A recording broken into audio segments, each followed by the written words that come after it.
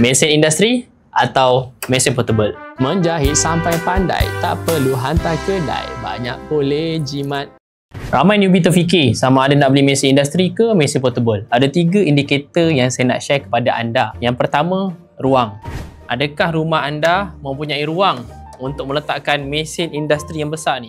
Ataupun ada cukup-cukup ruang untuk meletakkan mesin portable yang mudah alih? Yang ketiga, tengok projek anda. Sama ada nak jahit projek yang banyak, anda perlukan mesin industri iaitu kerap menjahit, atau nak menjahit sekadar hobi untuk menyimbankan kos dan bolehlah nak buat duit sikit-sikit, pakai mesin portable. Yang ketiga adalah kos. Mana satu lebih mahal? Tak semestinya mesin portable lebih mahal daripada mesin industri. Ada kala mesin ni lebih mahal. Akan tetapi untuk menjahit biasa, mesin portable lebih murah harga dia berbanding dengan mesin industri. Mesin industri ni besar dan harganya lebih tinggi. Untuk anda pilih yang mana? Mesin portable ke mesin industri? Yang mana satu yang anda suka? Cuba komen, saya nak baca.